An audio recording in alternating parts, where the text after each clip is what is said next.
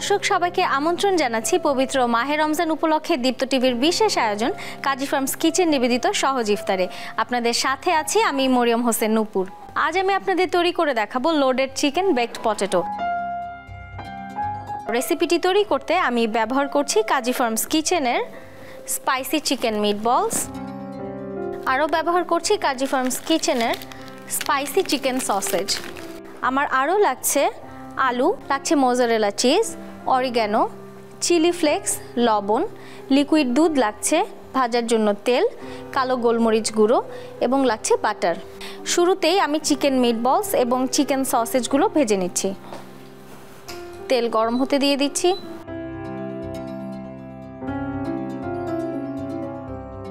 তেল গরম হতে হতে আমি কিন্তু ওভেনটা প্রিহিট করে দিয়ে আসছি।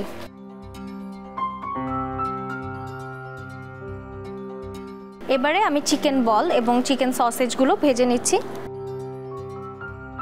আজকে আমি ব্যবহার করছি কাজী ফার্মস কিচেনের স্পাইসি চিকেন মিটবলস।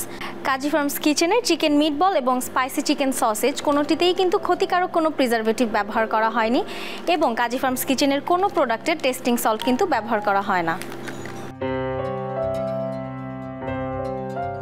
চিকেন সসেজগুলো আমি দিয়ে দিচ্ছি তেলে। স্পাইসি চিকেন মিটবলগুলো আমি তেলে এখন দিয়ে দিব।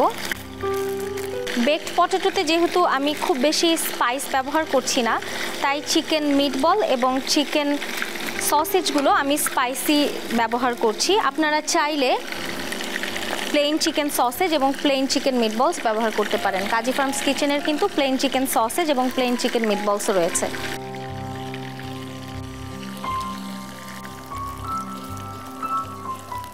দর্শক, এটা ভাজা হতে হতে আমি আলুর মিশ্রণটিকে বাকি মশলাগুলো দিয়ে মেখে নিচ্ছি।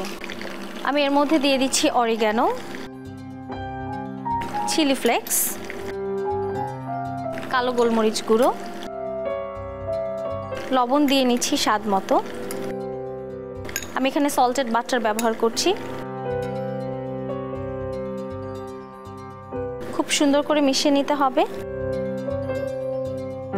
আমার চিকেন মিটবল এবং চিকেন সসেজ কিন্তু ভাজা হয়ে গিয়েছে, আমি এটা তুলে নিচ্ছি।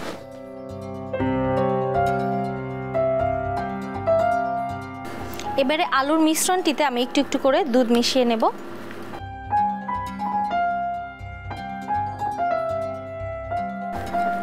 এটা মেশাতে মেশাতে কিন্তু আমার চিকেন বল আর সসেজগুলো একটু ঠান্ডা হয়ে গেছে।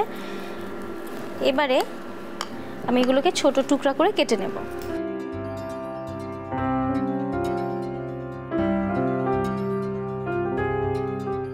যেহেতু আমি বলেছি লোডেড চিকেন বেকড পটেটো, সেই কারণে আমি একটু বেশি করে সসেজ এবং মিটবলগুলো দিয়ে নিচ্ছি, যাতে প্রত্যেকটা বাইটে আপনার মিটবল এবং সসেজের টেক্সচার যেটা সেটা আপনার মুখে পড়ে। ব্যাস, আমি এবার এগুলোকে আমার আলুর সাথে মিশিয়ে নিচ্ছি।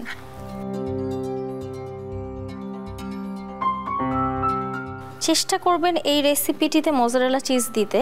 চিজ না থাকলেও উপরে আপনারা অরিগ্যানো আর চিলি ফ্লেক্স দিয়ে বেক করতে পারেন। এটা এখন ওভেনে দিয়ে দেব।